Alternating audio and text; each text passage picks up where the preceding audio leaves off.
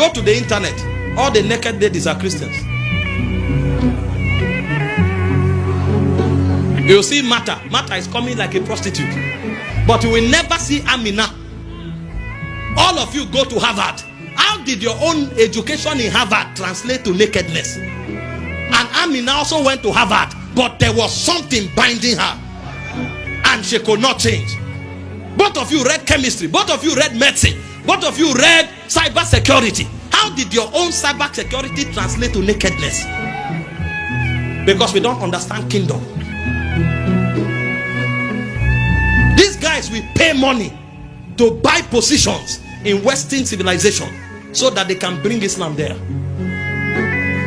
At first we heard that the mayor of London was a Muslim. Now there are over 6 mayors in London, in England, who are Muslims, and they are invading territories. When they come into any city, they buy a whole territory. The rich people gather together, buy it. Even in the rural places, you come, you hear his house quarters. Go there and see what will happen. They will dominate everywhere. If you touch the air, you will feel Islam. Before the day breaks, 5 o'clock, there are speakers everywhere, on every street. They are shouting, you must come under this government. They understand colonization, we don't. That's why although Islam began 600 years after Christian, but they are spreading like wildfire. I'm not saying God is not doing anything, but I'm saying our consciousness of systemic takeover is low.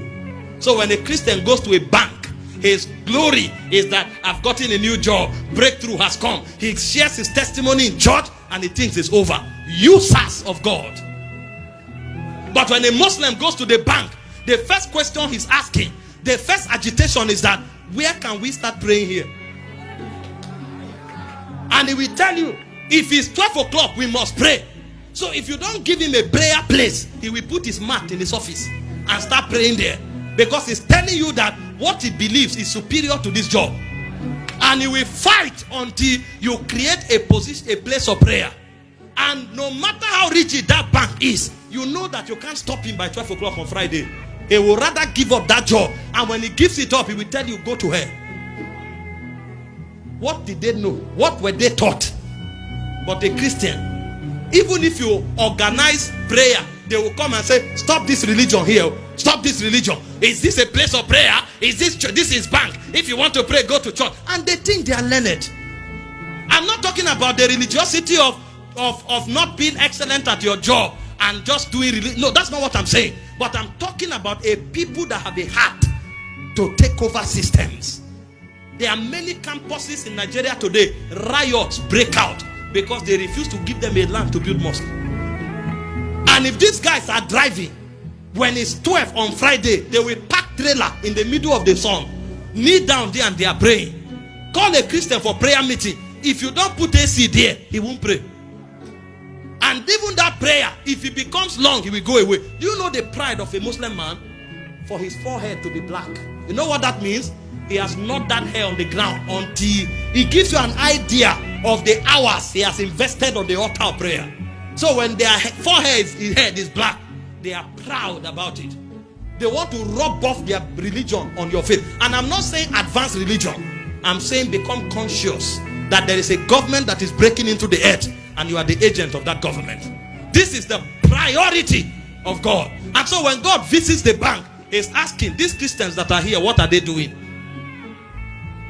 And we don't know the heartbeat of the Father. We don't know the burdens of the Father. We are secular people.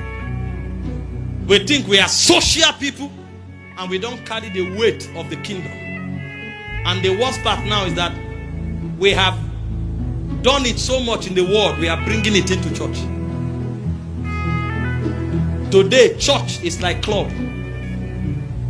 Every raining step from the gutters of the club is what they are dancing on the altar.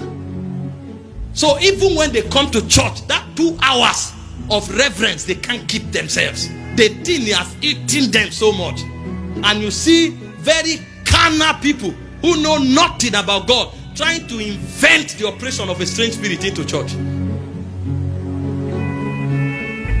A generation must rise.